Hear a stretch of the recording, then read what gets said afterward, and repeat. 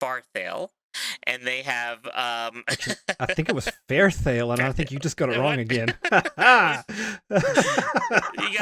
need a counter for that, I think.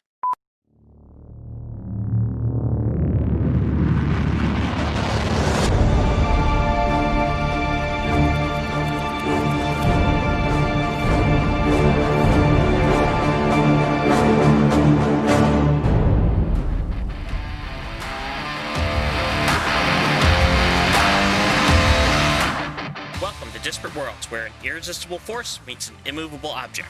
I'm Mox, and this is Sechari, comparing and contrasting the worlds of Pantheon, Rise of the Fallen, and Ashes of Creation. Yes, indeed. Hello to you, friends. Welcome to our episode number 6, where we will enjoy another fun installment of our trio of episodes on races. This one definitely is going to be discussing the races of Ashes of Creation. Stay with us. Is this the swimming leg of a triathlon? I guess so. Is this the biking leg? Like, I always forget what order they go in. The Swimming, biking, running. So this is the biking. either way, they all suck. They require effort and work and sweating, and I'm not a fan. I'm not a fan either, yes. I would concur. Yeah. Okay, so we'll get into that in a moment. First, the news. Yes, the news. So we have a couple of things from each game today. And on the Pantheon side of things, December 3rd was the Monster Jam live stream with Jared Pullen, where they featured some monster concept art with Jared, and also did some in-game testing with Tyler Stokes. And I'm excited to hear that the Enchanter class is going to be available as part of the latest patch notes.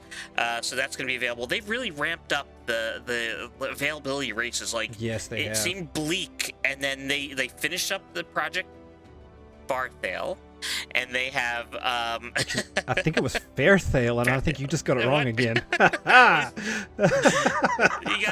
need a counter for that, I think. At any rate, there's been like the rogue class is done, the enchanter class is done, so they've really been ramping it up. I'm super excited about that. So on the Ashes side, November 30th was their developer live stream. They had studio and design updates, as well as featured some new environmental art, and they featured a new forest biome, the war beast, and some pygmy goblins. As if goblins aren't bad enough, they've shrunken them. This is To bad pygmy news. size. Pygmy size. It's bad news for everybody. And also, the monthly cosmetic add-on is called Under the Frost, and man, that is actually some good-looking armor. Like, it makes me almost wish I was. You don't think it's good-looking armor? No, well, it's interesting to me because I was looking it over and I was like, I think I can give it a skip this month, and none of this jumps out at me. I've had other months I'm like, oh my goodness, I've got to get some of this, and it's turned out to be quite an expensive month. This one, Yeah. I was less inspired, but they do look awesome. I don't know, maybe it's just not a personal appeal, but I mean, Well, they're pretty good. They've had lots of different ones, and I don't think there's been a miss that I've seen yet. But this one, I mean, I can see why you'd say that one could be a pass for you, because there's been a couple I've been like, oh yeah, they're nice, but I wouldn't necessarily spend money on them. But this one I probably would have if I was an Ashes backer, which I'm not. So I have to live vicariously through your art. It's okay. We'll bring you around. We're working on it feverishly around here. Maybe I'll cosplay it. It's like someday. Like, we'll see. See how it goes. Yes, if you could cosplay an Ashes of Creation fanboy, I think we would be just set around here. It will be on every one of our thumbnails going forward. I think if we can get the community to fund that, I'd be all for it. Yes, indeed. So. All right, friends, let us go ahead and get into the topic for this episode. So, as I mentioned, we are in the middle of a 3-week deep dive on the races of our respective MMOs. So episode 5, the last episode, we did our deep dive on Pantheon's races. This episode 6, we're going to do the deep dive on Ashes races. And then, I'm going to give you a moment to get that out of your system. And then we will do the competition in episode 7, comparing the two. And we're going to have a few categories, and we're going to rate how each one of these has done, and then we'll see who is I would say conqueror, but that's our people. Who's actually the conqueror? Well, this is going to be our first PvP in this Yes. project, so I'm looking forward to it, actually. Yes, I'm so glad you're coming around on this PvP thing. I knew you could do it. So, all right, this episode, 2 questions. We're going to ask the same 2 questions that we asked last episode. Number 1, what constitutes a race in an MMORPG? Now, we touched on what those things are going to be. There's the aesthetic. It's not just pointy ears and color of skin. There's got to be more to it than that. What does the character model look like? What is its style, clothing, armor? What is the personality and the character of the race? Architecture, religion, the lore behind the race, history. There's a lot more to race than just how it looks. So, number 1, of course, what constitutes a race in an MMO? And then number 2, how well is Ashes of Creation doing given those, those categories, those buckets? So we're going to go ahead and get into that here in a second. First thing that we wanted to make sure that you all knew is that we're going to do the same thing this episode that we did last episode and not do an information dump. I think there's too much good information out there. And I don't know, Mox, would you agree? There's some good information out there. There's tons of, people can find the details of every race out there done by 17 different content creators. All of whom are better at this than we are. Way more. And they got that information when it came available, and they did stuff when it became available, and so for us to just sit here and repeat that would be just a waste of everybody's time. Absolutely, yeah, and we don't want to waste time. Goodness knows we're wasting everyone's time enough, are we not? Anyway, right. Yes. So we're going to just link them down in the description. Do check in the description. There's good resources there. We're going to have 3 good videos that between us we were like, this is what we want to choose to represent our information dump. First one by Gone Gaming, Ashes of Creation Races, a quick look in 5 minutes. Very good episode. Actually, also a recent one that came out in August of 2020, so very cool. There's another one by Alpha Soul, Ashes of Creation Info Series on races. And then the third one by the Ashen Herald, Ashes of Creation Playable Races Overview. So again, the links for all of those 3. And then, because we did this with our last episode as well, we'll have just the wiki. We had a separate wiki page for every one of the races, and I think there's one single huge wiki page on races and all of the lore and how everything breaks down on the Ashes of Creation website. So we'll let that do the work this time around. Yeah, definitely. Okay. All right, so let's get into it. Mr. Mox. Yes. All right, so the question is, how well is our studio doing with regard to these aspects? Again, let me just reiterate real quick. What is the aesthetic? This is how they look. The architecture, the style of them, right? What are they wearing as far as armor is concerned, cloth, and is that unique and well designed? What is the character of the race? Okay, does it have a personality? Is there some driving aspect deep underneath, in the heart of the race that makes them want or strive toward a certain goal? And then, given all of that, over time, what is the history? What is the religion? What is the lore? As this race builds a history to the current point in the timeline. And then I think it's also worth touching on passives as well. Why is there a reason besides fitting into the lore that I would want to roll a human versus an elf? So those are questions that I think we're going to get into here. So I'm not going to belabor the religion part just yet, but we are going to get into that, I think, as we discuss. But this is an interesting layout of races, Mox.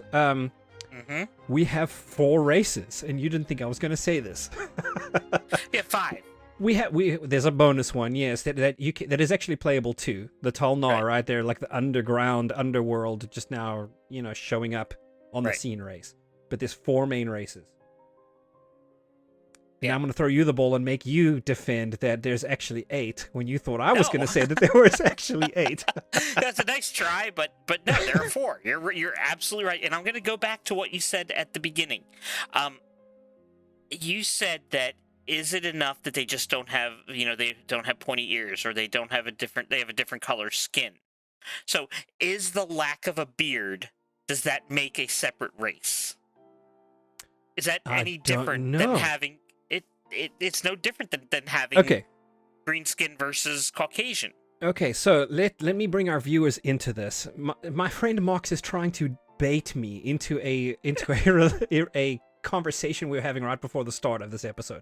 So I'm gonna bite, and I'm gonna get into it. Okay, so the Dunzenkel dwarves in this, all right? There's one dwarf, and this is something I'm playing with. There is every one of these races, there is two versions of now. There's two sub-factions, although I don't want to use the word faction, because faction typically means that they are kind of at war with each other. They never the twain shall meet, right? With the Dunzenkel dwarves, we have the Dunir and the Nikua. And I stumbled across in the wiki while I was researching this that the Dunir are the only ones that can grow facial hair. And the Nikua, you know, by contrast, can't grow facial hair. And then not just that, but the Dunir, even the women have beards, although their beards aren't as full. So you have even females with beards. So I'm wrestling with this idea. Is there more to it than just, hey, the Dunir are the mountain dwarves and they love mountains and they love to dig in the mountain for gold? And the Nikua decided, you know what, we're sick of this. This mountain is a prison. We want to go be free. And so they go off to seek their fortune elsewhere. Those are dwarves being dwarves and dwarves that don't like being dwarves. But is there something more to this? Is there something genetic? Is there something that's more than just creed or belief or not the ability to not get along that makes the Nikua different from the Dunir? Mox disagrees with me. It's no different than just having,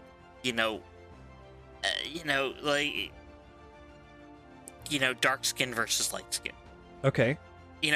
Yes, the people that have lived near the equator and in those tropical regions have darker skin from being exposed to the sun more, so they develop they've slightly evolved differently. That doesn't make them not human. Yeah, I'm not saying they're not human, not dwarf. So you agree that there's only 5 races? Yes, I would agree that there's just 5 races. All of the press that Ashes of Creation puts out that says there's 9 races is false. There are 5. Oh, you're trying to trap me into stating that there are 5 races. Yes, there are 4 core races plus a bonus race for a total of 5 core races, sir. Yes. Like you have to add an adjective onto it to justify yourself. I'm not justifying anything. I'm just merely stating what is a fact. I mean, there is, so they've given us, as we all know, you can go check out the videos, every one of these, there's the Kaivek Orc, which sounds really cool. Some of the names that they came up with are really good, but then you got, out of that, they took the Ren'Kai and the Vek, and the Kaivek, and that's kind of where, I like that they played on that in creating these. Every one of these sub-factions there's some things that make them distinct, although it's not their race. Right. Okay, so it's not, here's a dwarf, or here's an orc. But there is a number of different aspects. One of those aspects is architecture, right? Or maybe not architecture is too much of a lofty word, but the style of housing. Let's make it more broad, right? I would call it architecture, like their architecture style. I mean, it's kind of like, if you go to Russia, you see a distinct style, like at least in Russia of old. Like everybody builds modern stuff that looks modern now, but if you go back and look at that Red Square, that looks different than, say, Buckingham Palace that looks different than the White House looks. Yes. So yes, it's their architecture. So yeah, and the guys over at Intrepid, man, they knock architecture out of the park. Like, and not even talking about just buildings. We're talking about like the furniture that you can put into your houses and all that stuff is fan freaking tastic. Like, and I can't say enough good things about that. Yeah. Their housing design, their art, the furniture, well, whoever's designing the little knickknacks that go in stuff is just knocking it out of the park. I mean, it's just amazing. Go Yeah, ahead. absolutely. Let me let you finish your points, there are because you were differences talking about how. between the different, like, the two sub races, we can Yes. call them. So there are differences between the Kalar and the Velun, the Dunir and the Nakua, and so those guys all have distinct cultures that Yes. feed into their clothing, which I believe we haven't mentioned it yet, but their clothing affects their is affected by so if you pick up the same piece of armor but you put it on two different races, it looks different, which is cool. Yes, absolutely. I hope that's not true across the board, though, because sometimes I have something I like it, and I want it to be the same on multiple, but if it's not, then that becomes irritating. So I hope that's not necessarily true everywhere. Yes. I mean, I don't know. Maybe they will come out eventually, because I've heard what you've heard, and it sounds like if I take a breastplate that has this look and I put it on a human, it's going to look like a breastplate on a human. And then if I give that same breastplate to an orc or to, an elf, and they put it on, it's going to become an elven version or an orc version of that thing, and it's going to look different. And I think I agree to a point. I mean, I would love to say if they take that same breastplate and it's the same breastplate on a different race, but it's just got some flair or something to it. Like if it's on the orc, it's more. If it's a little bit more torn up, maybe, or you know what I'm saying. Or actually, I need to get into orcs in a minute, because there's a lot to them that I just really actually like what they've done with the orcs. But you know what I'm saying, where it takes on it's the same breastplate, but it just has a different, maybe more feathers or a different color or something based on it. Yeah, absolutely. Absolutely, yeah. So architecture knocked out of the park, and I like that. The one thing I do want to mention about architecture, and I don't know if I'm jumping around too much here, but I'm going to say it because I want to, is that the architecture having an effect on the nodes is going to be very interesting. So if you're the predominant race in a node, and you have done the predominant amount of work towards progressing that to the next stage, then your race, quote unquote, wins the style of the node, right? Yes. So there's 400 people just in their various guilds all working for the node, and of those 400 people in their various guilds, it turns out that the Velun are the most numerous of those people playing. So then when I think it's maybe it starts earlier. Most voluminous of the contributing, not the playing. You have to be the ones that are contributing towards it. Yes, well, that's what I'm saying. Yeah, so you're contributing toward that, and you're working within that zone's area of influence. You are doing its quests, all of the things that contributing resources, all that stuff. Right. Yes, it'll take on the architecture of whoever happens to be the most numerous among the contributors. Right. So I guess at one stage, boom, maybe it's level 3, right? It hits level 3, and you look at it and you're like, oh, I guess there's a lot of, there's a lot of orcs around here that are hanging out, I guess. So will this contribute to some level of elitism and racial bias in guilds or in node citizenship? That is fascinating. Yeah, because, okay, so let's say, I think it's going to depend on people being people, right? Let's say somebody goes out there and them and their guild of 10 people say, hey, we stake we put our flag in this spot. This is where we're going to build on this node. This is the node is ours. And so everyone else, they make sure, hey, come join our guild. And let's say that as that node grows and that guild grows, they manage to maintain a hold on it. And decide, and let's say the officers decide, hey, we want this thing to look like a one of the human races architecturally, and then they kind of insist that their guild has something, I suppose you could get there.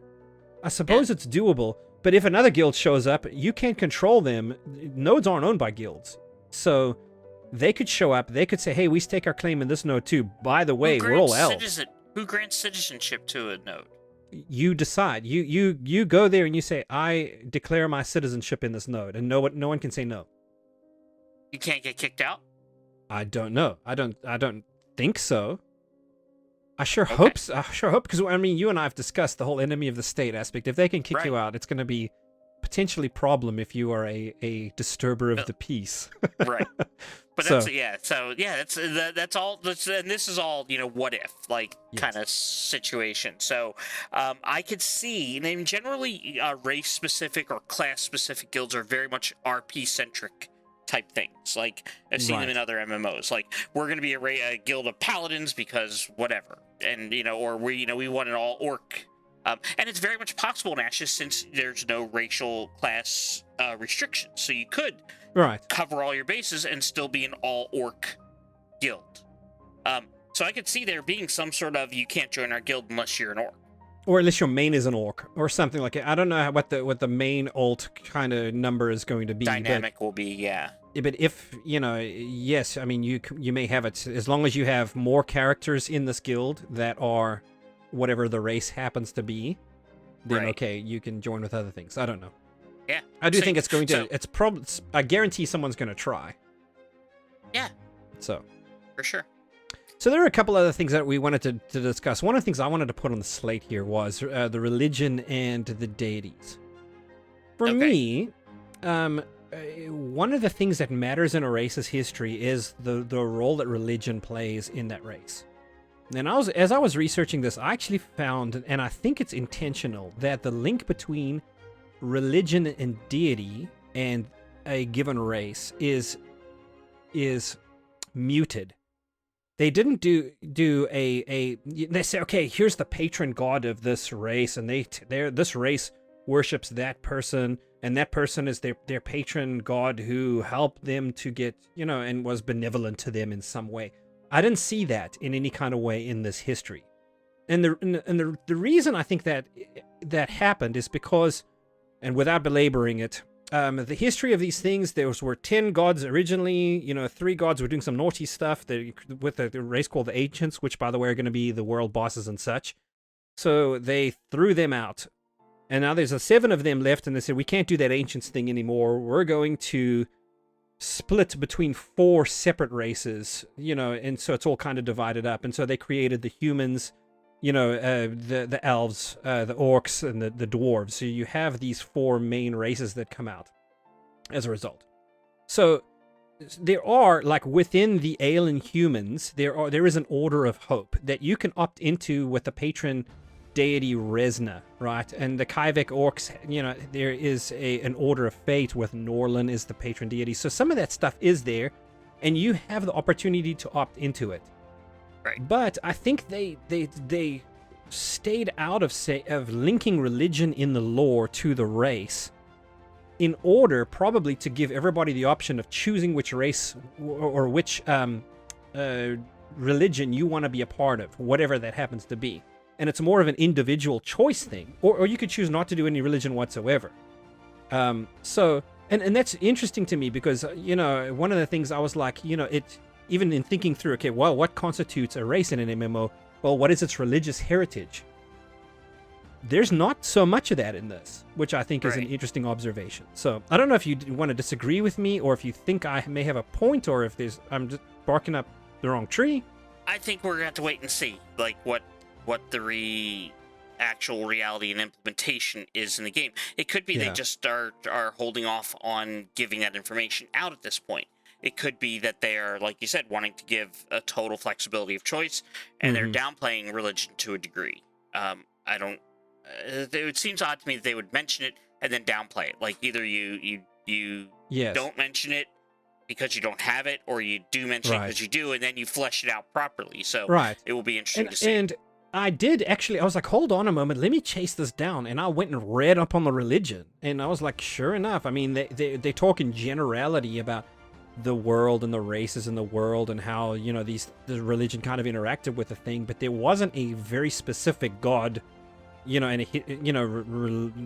to a specific race. There wasn't much of that. It was kind of in a very generic, the 7 created the 4.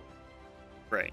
And that was it. So I just find that an interesting observation. Which is interesting in fantasy, because usually in fantasy you have, this race worships these god or gods, and and the other race worships another god, and they're usually at odds in some way. So it's interesting that they're, like you said, that they're not doing that. Yeah. So here's another thing. Let's just quickly moving through this. Racial passives. What are those? I don't. Ash just doesn't know what those are, apparently. Apparently, they don't know what racial passives are. Which is fine, though. You don't have to have them. They have a different system. So yeah. So I mean, like a racial passive, it's usually, if it's a water-faring folk, should do better in water environments, right? We expect that. And things in racial passives, the dwarves are better in cold. Right? Or they or they're hardier, so they get a few more hit points. Yes, I mean there are some things that we expect because of who they are. Racial passives. In this case, Ashes is doing something different. They're doing base stats and augments. So obviously, and maybe that's what you're saying is like you get a few extra hit points. Maybe the base stats of a dwarf, there's going to be a few more constitution. Right, a few more hit points, whatever that happens to be, and you get it in that sense, but maybe an innate resistance to poison or an innate resistance to cold, you're not going to get. That kind of passive is not a thing that I have seen anywhere. So that's an interesting thing to me. And then augments, it's hard to kind of understand when they talk about an augment, but the way that I kind of made sense of it was that there's a racial quote-unquote ability that give a class a certain feel. So it may be, hey, you're this race, so you get this augment. I'm this race, I get this augment. Even though, so we're racially different, but we both roll the same fighter class, for instance. And even though we're the exact same class and subclass, or class and secondary class, you play and feel different to how I play and feel different because we're racially different. And I think I really like that. Yeah, so an elf might be a more nimble fighter, whereas an orc is more tanky. Maybe, but that's another thing I also want to touch on in this before we run out of time here. Is the job that they've done with orcs in this is very different to what I would think of when I think of an orc, right? Yeah. Yeah, we think of orcs as savages. Tolkien, right? They're all black. They're mean. They're nasty-looking things. Yeah. Basically like you. Yeah, just like your face. Exactly. Just that's all you need to think about. I think you have your thumbnail. Yes, there you go.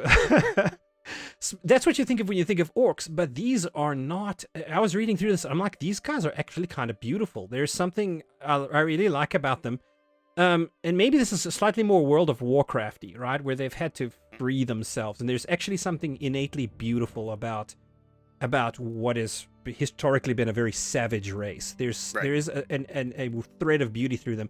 These guys aren't the brutal animals that you see elsewhere orcs happen. They're intelligent, they're spiritual. One of them, is devoted to tranquility. Here, the Ren'Kai. Honor, power, so you have some of that, but tranquility. And it's almost like they're stoic. Like kind of like if you think in terms of Star Trek, Spock's people, help me out here.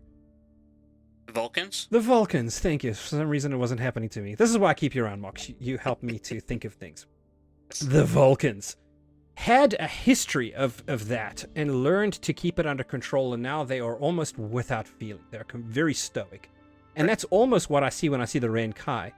Compared to the Vec orcs, who are spiritual, they're celestial. They are there's very much cosmology and astrology in their approach to the world. They talk about fate. There's very much a spiritual kind of aspect to them. This is very different to the kind of Tolkien-esque orc. Yeah. When I heard that, I thought about the centaurs in Harry Potter. Yes, absolutely. There's just something spiritual about them, and even though there's a strength, I don't know, there's a gentleness maybe in them. So I just found that fascinating. That makes me. I would never play an orc. I'm gonna look carefully. I still don't think my first character is gonna be an orc, but that's a lot more attractive to me. Right. Because they're not stereotypical. Because they're not stereotypical, and I like that. I love it. Right. Take something that everyone is well understood and flesh it out in a new direction and come up with something. And I do don't think that I don't like the fact they have these dwarves that aren't mountain-dwelling dwarves. Like, I think that's kind of cool that they have a different flavor of them, but I like the fact that you called it a different flavor and not a different race. So I would agree there. So fair enough. Yeah, so they, all in all, I would say that they, and we'll discuss this next week in depth, but I don't think they did a bad job with their races. but I don't think they went far enough. Yes. Definitely a teaser for next episode. We're going to compare Pantheon Rise of the Fallen in its races versus Ashes of Creation in its races in a number of categories. Yes. And each of us are going to rate in this category. Here's my rating and why. And then we'll tally up the vote and see who wins. Exactly. So it's going to be interesting. I need to find if I can rig this thing somehow. Ooh, hold on a moment. I'm the one keeping the tally. I think I got this. Hey, don't forget, in the comments below, please do comment what you guys think of the Ashes races. We'd love to hear your guys' thoughts on that. Yes, definitely. Last episode, our Comquest question was, which Pantheon race was inspired by the Chiss of Star Wars lore? And the Conqueror was Jawan. He got that pretty quickly. Congratulations there. There's a couple of people that did also come in with that, but Jawan was the first. He also was fairly definitive with it. A couple of the other people were took a stab at it. Dark Mirror? Question mark? So, yeah. Right. But he was first, so he did get pinned, so congratulations. Yes. This episode's Conquest, I'm really excited about this one.